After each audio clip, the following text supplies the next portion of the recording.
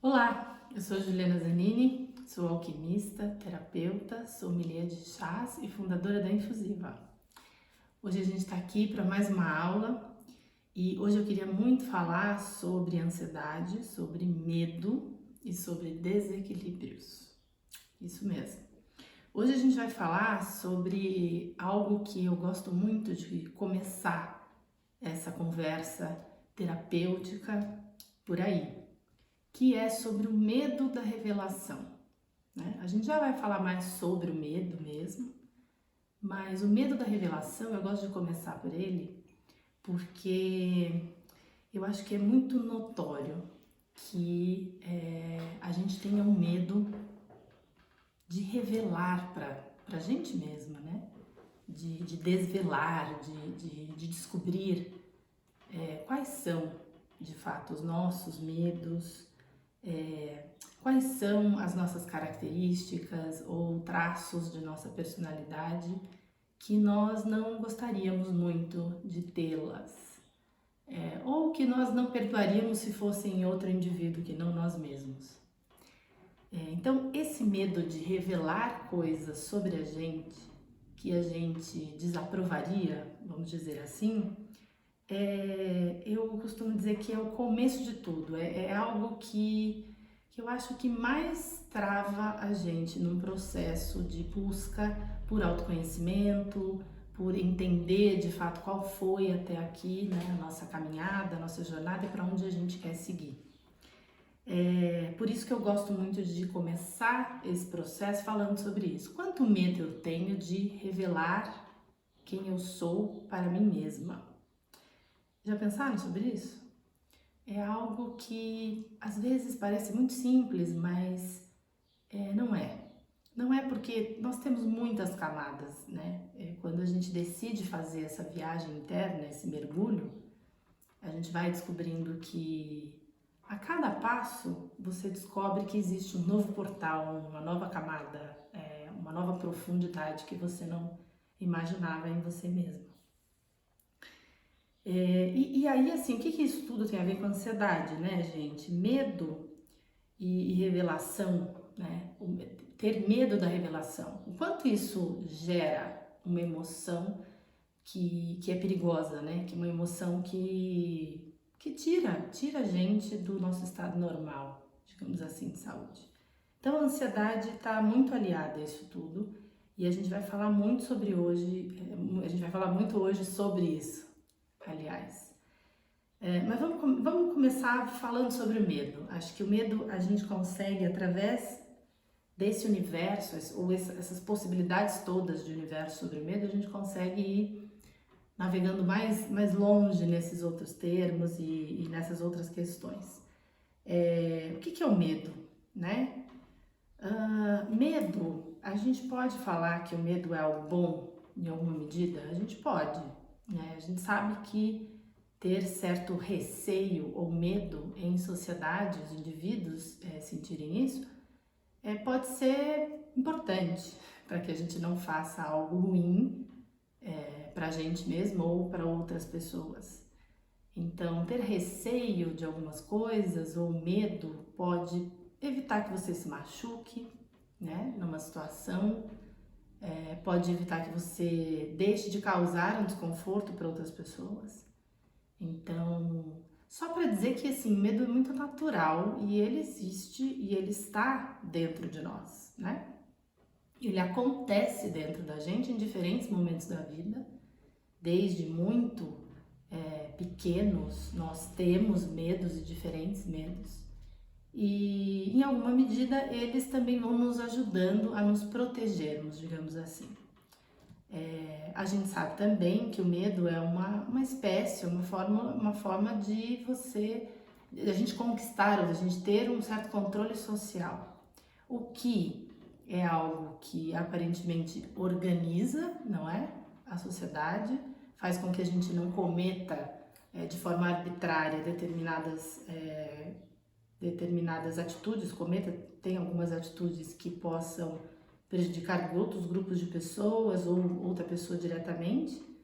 E também como controle social, o medo pode ser muito ruim, né? No sentido de que Se nós, como sociedade, optamos em somente divulgarmos notícias ruins, notícias que nos causam mal-estar, que nos causam aversão, nós também estamos decidindo pautar, né, o nosso cotidiano e o nosso padrão de olhar pelo medo. E isso também é muito perigoso. Então, vejam que convive dentro do medo muitas possibilidades e muitos caminhos que são bons e são não bons, são ruins, não é? E então é muito nesse lugar que eu gostaria de trazer todo esse processo que a gente vai conversar.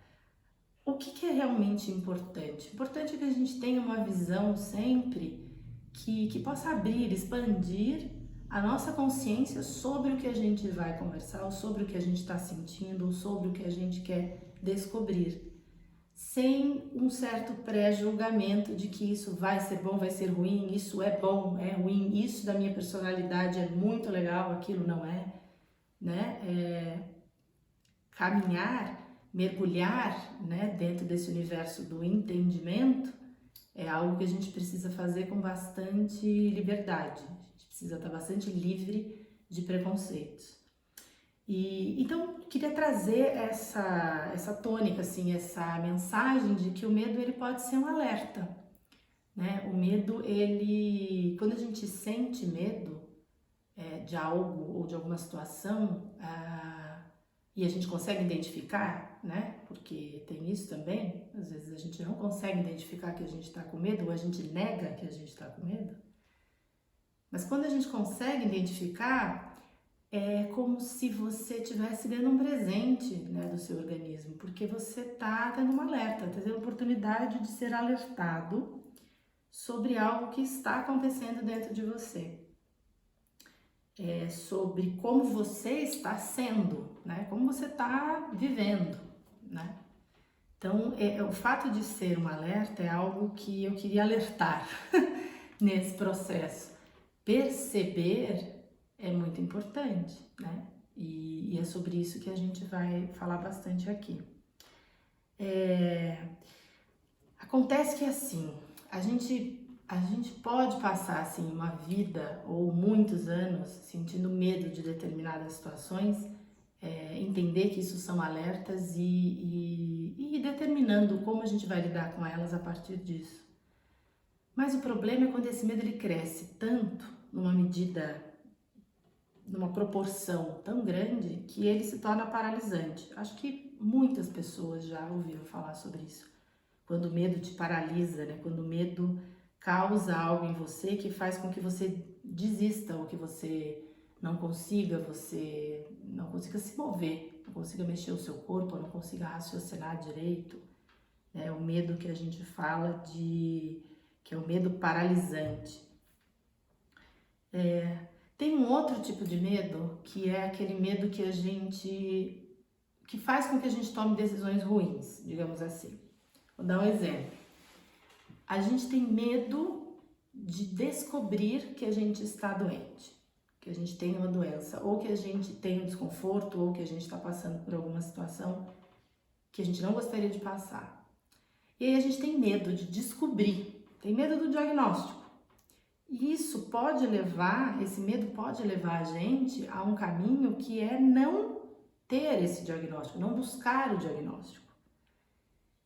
E isso pode causar algo bastante catastrófico, né, gente? Se a gente tem medo e por isso a gente não busca um diagnóstico de uma doença, essa doença cresce dentro da gente, essa doença começa a reinar dentro do seu organismo. Essa doença começa a ganhar um espaço que é maior, muito maior, do que o seu organismo vai depois poder lutar contra para se salvar dela. Então, esse medo é o medo que eu falo, que eu gosto de dar esse nome, é o medo que faz com que a gente tome decisões ruins, para a gente mesmo e às vezes para as outras pessoas também. Eu não estou dizendo aqui que a gente deve se enxergar como pessoas doentes, né?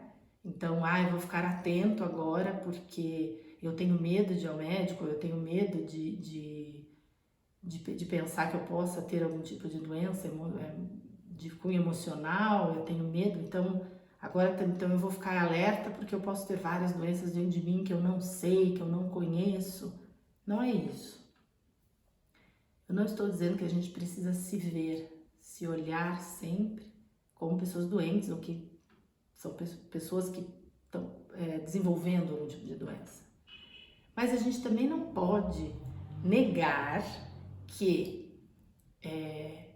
não querer perceber sinais que o corpo te manda é algo que pode te prejudicar num grau muito maior do que às vezes você até imagina. Porque aí de repente você descobre que babau, já foi, já cresceu, já tomou, né, uma proporção muito grande. Isso aconteceu comigo, né? Um medo, uma distração, um processo que fez com que eu não buscasse um diagnóstico, que eu não fosse direto ao ponto de perceber o tratamento que eu precisaria fazer, de encarar esse tratamento, fez com que isso crescesse tanto que eu cheguei numa situação bastante limite. Então, esse medo que faz a gente tomar as decisões ruins, ele é muito perigoso, a gente precisa estar sempre muito em alerta com relação a ele, porque se existe, de repente, uma doença iminente, que bom se percebermos logo os sintomas e formos, né, atrás desse diagnóstico. Digo isso para doenças físicas, para doenças também emocionais. Muitas vezes a gente começa a perceber, ou outras pessoas começam a perceber mudanças no nosso comportamento e a gente simplesmente vira e fala, não, isso é só estresse, só um período ruim que eu tô passando, é só um processo, é uma perda que eu tive, é um processo no trabalho, é um peso que eu tô aí carregando porque eu tô cuidando de não sei quem, enfim. E a gente vai dando essas explicações, digamos assim, a gente vai explicando várias maneiras de justificar e que a gente tenha esse desconforto, que pode ser uma insônia, que pode ser uma dor de cabeça, que pode ser uma dor muscular, ou que pode ser um desvio comportamental, que tô nervosa, irritada, né? Tomando atitudes que não necessariamente são atitudes que eu vinha sempre tomando na minha vida, com relação às pessoas, impaciente. Então, gente, essa é uma das mensagens, qualquer mudança ou nuance de comportamento na sua vida, em você, é relevante, nada é irrelevante, tudo é muito relevante e precisa ser colocado num lugar de urgência, assim, de entendimento, de busca por entendimento e diagnóstico. A gente fala de diagnóstico, mas eu gosto muito também de falar sobre uma coisa que é o autodiagnóstico. A gente tem que começar a aprender a autodiagnosticar quando algo não vai bem com a gente, né? Sentir mais o que de fato não está fazendo bem pra gente. É um processo, é um período, mas é importante perceber o que isso causa no seu corpo, né? Antes que vire algo pior, né? Uma ausência pior, uma depressão ou algo que de fato faça com que esse medo cresça tanto que te paralise, que coloque você numa paralisia que é não viver, né? Que é não ter iniciativa mais, não ter mais vontade, é aquele medo exagerado que impede a própria vida, né? Porque te mina, vai minando a tua energia, vai tirando de você toda a vitalidade que você tem para simplesmente não conseguir mais levantar da sua cama, né? E fazer as coisas que você teria que fazer normalmente, etc. Então, vários medos, muitos exemplos. Eu queria trazer agora um pouco sobre como a psicologia vê o medo, né? Existem muitos autores e muitos estudos, e para a psicologia, o medo é a maneira como nós percebemos as coisas, as situações, né? Que são aquelas que a gente diz que a gente tem medo. Então, quando uma criança fala, eu tenho medo do escuro, então o que a psicologia diz é, a criança, ela tem medo de como ela percebe o escuro, ela tem medo da percepção que ela tem sobre o escuro, né? O que tem no escuro que eu não vejo, o que está nessa situação de escuridão que me incomoda, é como você percebe. Esse é o medo, né? O medo não está relacionado diretamente àquilo que você diz que você tem medo, mas está relacionado a como você percebe aquilo ou aquela situação. Parece bem simples o que eu estou dizendo, mas tem um deslocamento aí, tem uma pegadinha assim, né? Porque quando a gente fala sobre medo que a gente normalmente diz, eu tenho medo disso, eu tenho medo de você, eu tenho medo daquilo.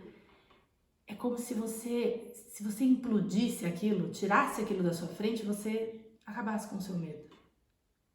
E não é assim. Porque o medo não mora ali onde você diz que você tem medo, o medo mora dentro de você, né? E entender como você percebe aquilo e é isso que te causa medo, faz com que você perceba que muitas vezes não é só aquilo que te causa medo, mas muitas outras coisas ou situações que envolvem aquilo ou até não, que envolvem outras coisas. Complexo demais? O que eu tô querendo dizer é que a percepção é a palavra-chave. Perceber. Como eu percebo determinada situação é o que me causa esse pânico, é o que me causa esse medo, é o que me causa esse desconforto. Então eu preciso entender por que eu percebo determinada situação assim. Esse é o caminho que a gente precisa começar a trazer para o nosso campo de compreensão sobre nós mesmos. É um caminho poderoso de libertação e é sobre ele que eu quero falar mais. Vamos dar alguns exemplos aqui para ver se a gente consegue chegar ainda mais perto dessa história toda, né? Vamos falar sobre esses medos que a gente já ouviu muito por aí, né? Ou a gente tem, ou alguém que a gente conhece tem. Medo de elevador. E aí a gente vai entender um pouco sobre como é que isso tudo funciona dentro da gente. Quando eu digo assim, eu tenho medo de elevador, do que eu tenho medo? Exatamente, né? Se eu disser assim, nossa, eu tenho tanto medo de elevador que só de pensar que eu vou ter que entrar no elevador, minha mão fica molhada, eu começo a transpirar e o meu coração acelera. Então, ótimo, você me disse, Juliana, que você não foi no elevador, você não tá no elevador, você disse que só de pensar em entrar no elevador, você já sente tudo isso em você, já começa a acontecer. Tudo isso começa a ter um efeito catastrófico dentro de você. Ou ainda, aquelas pessoas que dizem assim, nossa, eu tenho pânico, pavor de altura. E aí as pessoas falam, né, de repente a pessoa vira e fala assim, nossa, eu sonhei que eu tava em cima de uma torre muito alta e que eu olhei para baixo e isso fez com que eu acordasse já acelerada, desesperada, com palpitação ou com uma dor de cabeça terrível. Que loucura, não é? Você sonhou. E ainda que você tenha experienciado isso no seu sonho, você não estava fisicamente, conscientemente naquele local. O que é isso, gente? O que isso quer dizer? De novo, isso quer dizer que o medo, a aflição, o pânico, a fobia, enfim, isso está diretamente relacionado não àquele lugar físico, está relacionado à sua percepção a respeito daquela experiência, ou daquele lugar, ou daquela pessoa, não é mesmo? E você já tinha parado para pensar sobre isso? Eu tinha parado para pensar nesse nível sobre isso, assim, de refletir mesmo. É isso que eu quero propor, gente, que a gente possa refletir sobre essas coisas todas e o caminho delas, né? Porque muitas pessoas, eu tenho medo de altura, então eu não vou naquele lugar. Aí eu viajo para um lugar lindo, montanhoso, eu adoro, acho maravilhoso, mas eu não vou, eu não vou subir ali porque eu sei que eu vou passar mal, porque eu sei que eu não gosto, que eu tenho medo de altura. A gente trava e não se permite a vivenciar uma infinidade de coisas, porque a gente pega a percepção que a gente tem, primeira ou segunda, enfim, traumatizante, de determinada coisa ou situação, e a gente traz e carrega isso para sempre dentro da gente. Naturaliza isso, né? Coloca isso num lugar que é o lugar do sempre. Sempre vai ser assim, não tem jeito, eu nasci assim, eu vou morrer assim, não é? Mas por que tem que ser assim? Ou por que essa história toda é importante? Enfim. Eu acho que o mais importante aqui é que perceber que o que nos causa medo, pânico, sensação ruim, é como a gente percebe as coisas e não as coisas. De novo, desloca a gente de um pensamento de que se eu tirar aquilo de lá, vai deixar de acontecer. E isso é um passo muito importante para a cura. É um passo muito importante. Porque coloca de saída a gente num lugar de responsável por isso também. Não é mesmo? Somos responsáveis.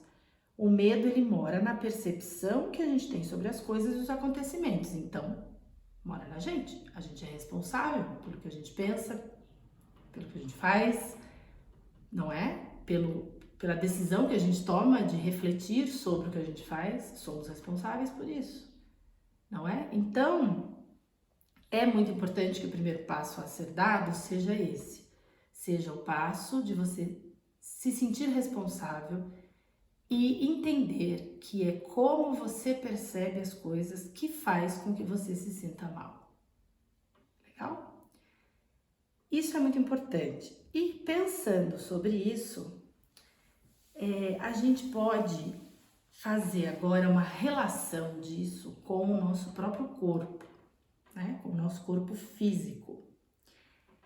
E pensar como é que a gente reage. Como é que o nosso corpo físico reage em determinadas situações em que a gente tenha esse sentimento, que a gente tenha medo, que a gente tenha pânico, que a gente se sinta mal, se sinta ruim. Como que o nosso corpo reage? Eu dei alguns exemplos aqui agora há pouco, né? Falei de palpitação, falei de mão suada, falei de... Então vamos pensar mais sobre isso, vamos entender mais sobre isso. O que nós somos? Nós somos seres que percebe as coisas, então a gente percebe as coisas, a gente sente as coisas, a gente conhece sobre as coisas, a gente passa a entender, a gente pode produzir entendimento sobre as coisas. Né? Quantas vezes você faz isso por dia? Quantas vezes você tira um tempinho para perceber como você se sentiu, para conhecer mais sobre você mesmo, a respeito de tudo que você viveu naquele dia? Será que a gente passa mais tempo tentando entender a gente, como a gente reage frente às situações? Ou a gente passa mais tempo tentando justificar o que acontece com a gente perante ou diante das atitudes das outras pessoas, ou das situações, ou dos eventos, ou enfim, de tudo que está acontecendo? Não é? E aí, quando a gente tenta se entender, explicando o que externo a gente provoca na gente, então, eu me senti assim porque fulano naquela reunião falou aquilo, né? É mudar um pouquinho a lógica de que por que aquilo que foi feito, aquilo que fulano fez, por que aquilo entrou dentro de mim desse jeito, né? Como uma faca no meu estômago, como sei lá, algo que parecia uma mão me sufocando. Por quê? Por que eu percebi aquilo desse jeito? Isso é muito mais importante, porque isso é muito mais eficaz no seu processo de cura do que pensar do porquê que o outro é assim ou assado. É só isso que eu tô querendo alertar aqui você, para que você faça o seu processo. O processo do outro é o processo do outro, mas você tem o seu processo. Então, o autoconhecimento, né, gente? O autoconhecimento que exige muito exercício, exige muita disciplina, sim, disciplina. Em que sentido? É muito importante que você saiba todos os dias que você não pode deixar de pensar sobre isso, de tomar uma decisão, de eleger mesmo, de definir qual é o tempo, qual é o período do dia que você vai fazer essa reflexão, essa avaliação sobre você mesma, né? Isso é disciplina, é todo dia, é criar uma rotina. Isso é muito importante. Resiliência, muito importante, mas tem uma coisa que eu acho muito significativa e que eu queria muito trazer como mensagem aqui, que é a compaixão. A gente precisa ter muita compaixão com a gente mesmo. Não significa que a gente tem que se fazer de coitada, de coitado. A gente não tem que olhar pra gente e falar, nossa, como eu sofro, nossa, como... Porque isso também não leva a gente a lugar nenhum, não é? Não adianta, não resolve, né? Mas compaixão é diferente disso, né? Compaixão tem a ver de você olhar para você mesmo e entender, poxa, eu tô aqui, eu quero me conhecer, eu quero ser melhor para mim mesma, eu quero valorizar aquilo que de fato eu tenho para valorizar em mim. E eu quero melhorar aquilo que eu não gosto em mim. Mas tenha compaixão de fazer isso, né? Diga, olha, eu me esforcei aqui. Eu me esforcei muito e eu dei passos significativos para melhora, mas eu ainda tenho questões. Reconheça, mas tenha compaixão para poder seguir, para poder se animar nesse processo de se conhecer, não é? Isso também é muito importante. Agora, legal, se conhecer, perceber-se, começar a notar como você reage ou como você cala, né, segura determinadas situações com as pessoas, aquilo que a gente passa. Isso tudo é um bom caminho, é um caminho importante e poderoso, não é? Mas o que eu queria dizer também, o que eu queria dizer também, é que esse é o começo do caminho. Esse é o começo do mergulho. Sabe aquele momento quando um atleta vai pular na água, para uma competição de natação, que ele se prepara antes do apito? É esse momento que eu tô falando. Esse é o começo. Né? Tem até eu gosto desse exemplo porque é isso, ele se abaixa, ele se prepara. Então esse é o momento que a gente olha para o umbigo. Esse é o momento que a gente olha pra gente, olha para dentro da gente. Olhar, voltar-se para o próprio umbigo, gente, é muito nobre. Muito nobre. É um movimento maravilhoso, é um momento de olhar para dentro de você. É isso que isso quer dizer. Então, é o começo. Eu tô voltando meu olhar para dentro. Esse é só o começo. Tudo isso que a gente falou é só o começo. Mas precisamos começar, não é mesmo? Então, esse é o começo do processo seu de autodescoberta, o processo seu de entendimento de qual vai ser o seu itinerário de cura para os seus males, e eu diria para todos os seus males, né? Vamos falar só mais um pouco sobre o medo. Acho que é importante trazer aqui mais uma dimensão sobre isso, que é o quê? Muitas vezes, ou você mesma falou para você mesma, ou você ouviu de alguém, ou você disse isso para alguém, não é? Que existem dois caminhos quando se tem medo, não é? Lute contra ele ou fuja dele. Ou seja, você já ouviu aquela história assim? Você está fugindo da situação. Você está fugindo porque você tem medo, então você está fugindo. Não fuja, lute contra ele. Vamos falar um pouco sobre isso. E eu acho que todo mundo tem condição de falar sobre isso, porque todo mundo em algum momento da vida já assistiu alguma coisa, desenho, filme, parará, de super-heróis. Os melhores, não é? Os melhores filmes sobre heróis falam sobre uma luta que é interna. Uma luta interna. Então, a maior possibilidade de você vencer o seu medo É você vencer o medo que mora dentro de você. É você fazer esse caminho para dentro, não é? Descobrir-se, entender e lutar contra ele, dominá-lo, não é isso? Mas tem uma dimensão nessa história toda que eu gosto de trazer e falar de uma maneira um pouco diferente, que é, eu gosto de trazer a palavra compreensão. Como é compreender os nossos medos? Compreender os nossos medos significa aprender sobre eles. Aprender cada vez mais sobre eles e sobre nós mesmos. Sobre o que é o medo?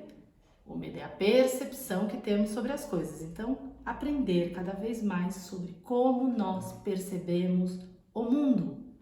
Como nós percebemos nós mesmos no mundo. Como nós percebemos as pessoas que estão ao nosso redor com relação a nós mesmos. Esse é o aspecto de ação que eu acho mais significativo. É aquele que você nunca vai perder.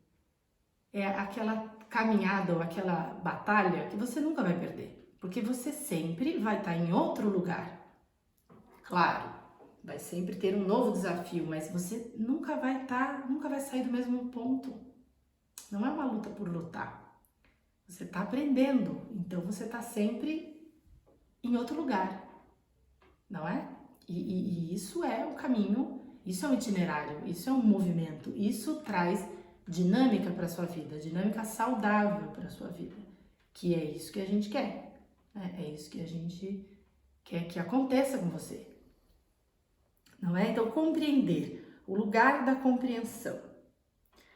É muito importante que a gente compreenda, que a gente possa identificar, para que a gente possa aprender sobre, né?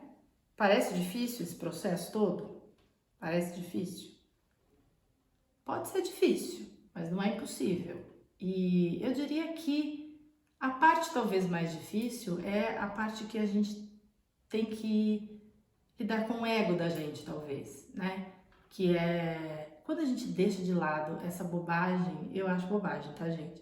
Quando a gente deixa de lado essa bobagem de que eu não preciso disso, eu não vou, tá tudo bem, não vou olhar para isso porque eu não quero. Quando a gente larga isso, né? Quando a gente entende que é um presente a gente poder pensar sobre a gente. Olha que presente. Você pode pensar sobre como você é, sobre quem você quer ser, sobre quais são as possibilidades, o que você tem que melhorar. Nós temos essa capacidade e ganhamos isso de presente. Vamos usá-la para sermos saudáveis, seres saudáveis, não é mesmo? Então, é difícil, pode ser difícil, pode parecer difícil, mas é necessário. E é um grande favor que a gente faz para a gente e para toda a humanidade. Porque a gente melhora o mundo quando a gente se vê, quando a gente se olha, quando a gente se percebe evoluindo dinamicamente rumo a um caminho da saúde, do bem-estar, certo? Só que nem tudo são flores, não é isso? E a gente vai encontrar nesse mergulho dentro da gente muita coisa.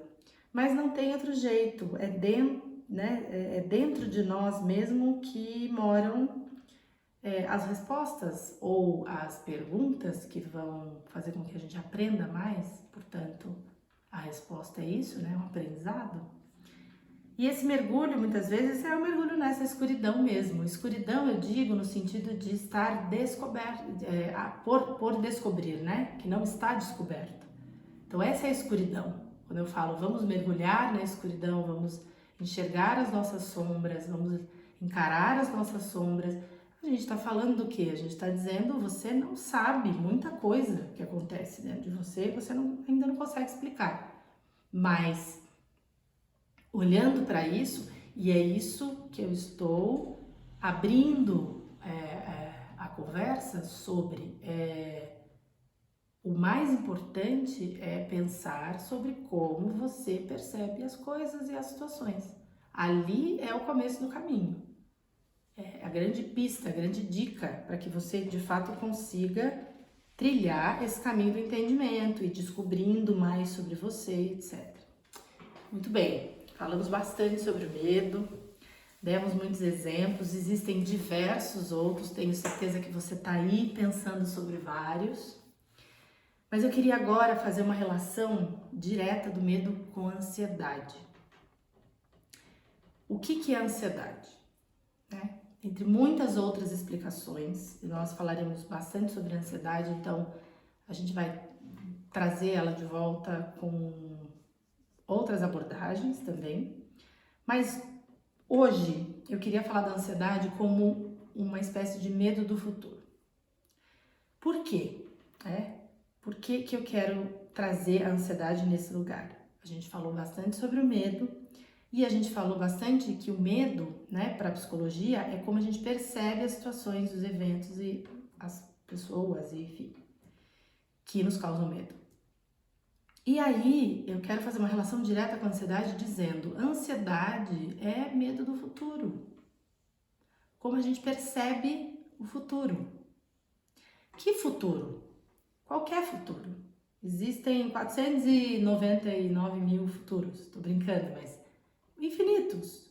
O futuro pode ser um segundo, daqui a um segundo, pode ser daqui a um minuto, que eu tenho que ir para um lugar que eu não conheço e aí isso me deixa ansiosa porque eu tenho medo de me perder. E aí isso me deixa ansiosa porque isso e aquilo. Pode ser daqui uma semana que eu vou receber visita e aí minha casa tá em reforma ou tá faltando isso ou faltando aquilo, ou eu tô sem grana e eu vou receber as pessoas e aí eu fico ansiosa. Pode ser daqui futuro de um ano, daqui um ano eu vou ter que sair dessa casa, vou ter que me mudar de cidade. Pode ser daqui uma hora que eu vou chegar no meu trabalho e vou ter que entrar numa reunião com alguém que eu não gosto ou que não me dou bem. Ansiedade é medo do futuro. E o futuro é tudo que não for agora, nesse exato momento. Ok? Então isso é ansiedade, medo do futuro. O que vai ser 2021? Nossa, ansiedade, medo do futuro, É isso que mexe com a gente, que tira a gente, que coloca, na verdade, a gente num lugar de sentir medo de como as coisas vão acontecer, como propriamente as coisas vão acontecer, não é? E é muito importante também que a gente entenda por que isso acontece com a gente. E quando isso acontece, o que acontece no corpo da gente? Quando você se sente ansiosa assim, você tem medo do futuro, o que está acontecendo dentro da sua mente? O que está acontecendo dentro do seu corpo? O que está acontecendo nos seus órgãos internos? O que está acontecendo no seu campo áurico? Ou seja, o que está acontecendo na sua energia? O que está acontecendo? Como alquimista, eu digo sempre que as pistas, melhores pistas, são as dores físicas e também o comportamento, os temperamentos e as emoções. São as melhores pistas para a gente descobrir onde é que estão os desequilíbrios. E aí, descobrindo isso, a gente vai entendendo qual é o endereço dessa ansiedade.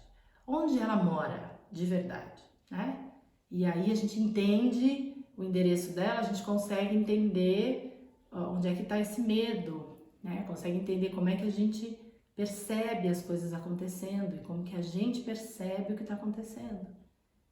E aí a gente chega no nosso comportamento padrão, começa a entender, putz, eu sempre me comporto assim, eu sempre olho para a situação desse jeito, eu sempre olho para aquela pessoa desse jeito, e aí me dá dor de estômago. Toda vez que eu vou na reunião com aquela pessoa, eu saio de lá com dor de estômago.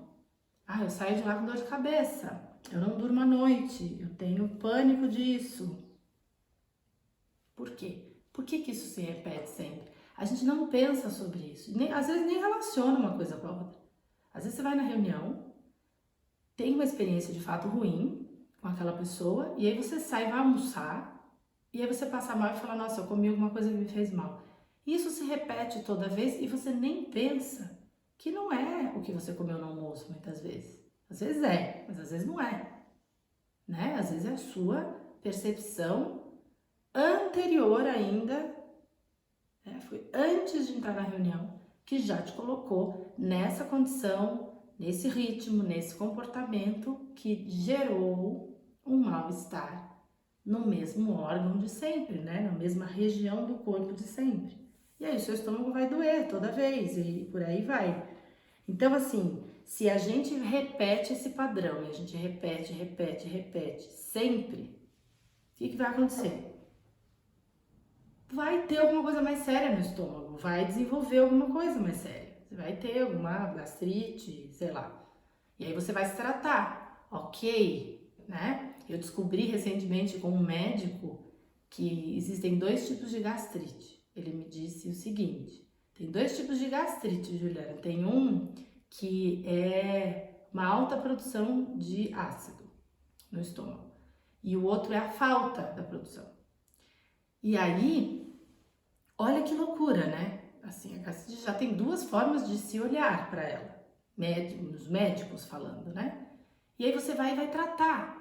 Ótimo, você está tratando uma coisa e uma doença, enfim, um sintoma físico do seu corpo físico com o médico, obviamente, da maneira correta. Você vai lá e vai tratar aquilo. Mas o que gerou aquilo foi o que, exatamente? E a gente não pensa sobre isso, né? Aí a gente corta um monte de comida, um monte de ingredientes na comida. Claro, tem que cortar? Muitas vezes tem, porque você já desenvolveu um problema ali que você vai ter que amenizar dessa forma, né? Vai ter que se privar de algumas coisas porque você precisa melhorar um aspecto físico que foi degenerado, que foi modificado, que está adoentado. Mas você gerou isso, é isso que eu quero dizer. Você acabou gerando isso com um padrão de comportamento de uma maneira que você percebe uma situação ou algumas situações e que você não parou para pensar sobre isso sequer, para refletir sobre isso, para mudar, para reprogramar-se, para perceber essa situação de uma outra maneira.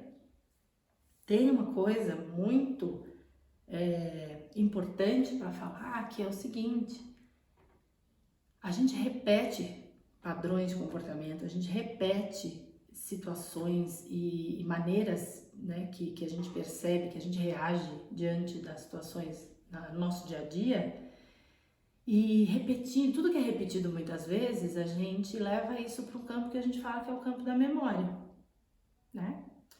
E eu não sei quantas pessoas estão conectadas a isso ou já ouviram falar sobre isso, mas o nosso corpo tem uma memória, o corpo físico, ele carrega uma memória, o corpo físico, né? E a nossa memória, onde ela mora, né? Qual é o endereço da nossa memória? E aí eu quero mais uma vez agradecer aqui a Alquimia, que me trouxe a percepção de que a memória humana, o endereço dela, ela mora no nosso campo áurico, quer dizer, na nossa aura, nosso campo energético, né? O campo astral. Existem diferentes nominações enfim, mas é nesse campo invisível, físico, que existe, né, no nosso corpo vivo, um corpo que pulsa, que troca energia com o ambiente, com o universo. Então, ali mora a nossa memória. E a nossa memória, ela é fruto daquilo que a gente vai percebendo, repetindo como padrão de comportamento, temperamentos, e a gente vai sendo quem a gente é e registrando nessa memória tudo isso que a gente vai fazendo, vai acontecendo no mundo, conosco, com as experiências que a gente decide ter, com experiências que a gente herda, com experiências que a gente acaba vivenciando, nem sempre por decisão direta nossa, mas que a gente vivencia, que faz parte da gente. É muito importante pensar sobre isso, gente. Muito importante acessar esse lugar de ser um pensante sobre si mesmo, sabe? De ser de se analisar, de refletir sobre como as coisas estão te fazendo bem ou mal. Porque memória é muito legal também. Assim como o medo lá tem o seu lado bacana de existir, a memória também tem. né? A memória, ela nos torna confiantes para fazer coisas muito básicas. Imagina o que seria a gente aprender a andar todos os dias. Estou usando um exemplo bem simples para dizer que, assim, ter memória também é maravilhoso. É muito bom lembrar de coisas boas, é muito bom poder lembrar de momentos maravilhosos que a gente viveu, mas a memória também pode ser, ela pode condenar a gente também. Ela pode condenar a gente a repetir sistematicamente vivências, lembranças, experiências que foram ruins. E quando a gente faz isso, o nosso cérebro, ele não consegue discernir se aquilo está realmente acontecendo ali de novo, ou se não, você só está lembrando de uma coisa que você viveu. Para o nosso cérebro, né, para o nosso corpo, a gente está vivendo de novo. E aí a gente vive as mesmas emoções, e aí a gente descarrega no nosso corpo uma química, né, relacionada àquilo que vai agir aí dentro do seu corpo daquele mesmo jeito e que, olha, tá colaborando para um processo degenerativo seu e não regenerativo. Então, é muito importante que a gente tenha essa consciência que a nossa memória é o que nos faz lembrar e, por consequência, sofrer por antecipação. Quando a gente sofre por antecipação, a gente faz isso por quê? Porque a gente tem uma memória que fez a gente lembrar de algo que fez a gente julgar que será de determinada forma que a gente já sabe. Olha que loucura, a gente, já sei o que vai acontecer. Sabe mesmo? Será que a gente sabe o que vai acontecer no futuro? Como é que a gente sabe o que vai acontecer, né? E aí a gente imagina mais algumas situações aqui para ficar um pouco mais claro. Então, aquela reunião que eu falei de trabalho. Toda vez que eu vou para essa reunião, eu saio com dor de estômago, porque tem uma pessoa que a maneira dela ser, a maneira dela agir, a maneira dela conversar com as pessoas me incomoda muito. É uma pessoa insensível, é uma pessoa grossa, uma pessoa, enfim. Isso te faz mal. Isso deixa você com dor de estômago, isso deixa você mal, deixa você mal. E aí, antes de você entrar nessa reunião, você já processa para você e determina que vai ser ruim. Vai ser ruim, não tem como ser bom, porque aquela pessoa vai estar lá. Muitas vezes, eu diria muitas vezes, você acaba indo e se surpreende, ou com a pessoa, ou pela ausência até da pessoa. Fui à reunião e ela não estava. Ou fui à reunião, ela estava num dia bom, não entendi, mas ela estava sorridente, tratou todo mundo bem e eu me surpreendi. Ai, que bom, que foi leve, ótimo, maravilha. Tá, muito bom ser surpreendido pelas pessoas, isso é muito legal. Ou pela ausência delas, às vezes, também. Às vezes é um alívio, não é isso? Tudo bem, mas você vivenciou a parte ruim, do mesmo jeito, antes. Entende? Você antecipou a parte ruim sem deixar o presente vir para perceber que ia ser bom. Então você vivenciou o ruim e depois o bom, mas você ainda vivenciou o ruim. E esse ruim entra dentro de você do mesmo jeito que entrou naquele dia que foi real. Tá, ok, aquele dia teve o berro, teve a pessoa descontrolada, etc., que foi muito pior, você saiu muito pior. Sim, mas você lembrou daquilo, você vivenciou aquilo, você sentiu alguma coisa dentro de você e você continuou mandando a mesma informação para o seu organismo. Isso é o que nos adoece. É exatamente isso que faz com que nós adoeçamos. É essa maneira trágica de encarar a vida. Essa maneira, ela é o curso da roda da degeneração, não é o curso da roda da regeneração. Então, pensamento é muito sério, é muito importante. É muito importante que a gente entenda que o que fica registrado na nossa memória, aquilo que a gente pensa, aquilo que a gente intenciona, em cada passo que a gente vai dar na vida, vai determinar a maneira que a gente vai existir e a maneira como a gente vai seguir, se com saúde ou sem saúde, etc. Não é mesmo? Agora, a gente fala muito também sobre esse processo de se conhecer, desse mergulho interno, da gente refletir sobre as nossas atitudes, esse processo todo, mas muitas vezes a gente esquece também que a gente pode sim ter ajuda nesse processo do meio, do mundo externo, que está externo a nós. Mas a gente pode ter ajuda daquilo que é vivo no que está externo. Que é isso e para esse chamado que eu quero alertar você. A natureza está aí existindo, né? Ensinando pra gente como é existir e como que é existir com saúde, né? Sobrevivendo, se regenerando, se refazendo, se reestruturando. E é observando ela, sentindo a presença dela e também bebendo a natureza que a gente consegue entrar em contato com essa consciência. Dá para fazer isso, dá para entrar em contato com a consciência da natureza. E aí sim, quimicamente, energeticamente, a gente pode chegar a algum lugar de forma mais rápida, de forma mais consciente, de forma mais com um alívio maior para pensar sobre os processos que a gente tem que pensar, né, na nossa consciência, sobre a nossa consciência. Agora, pensamento é importante. Pensamento é a maior força, né, aliada que você tem.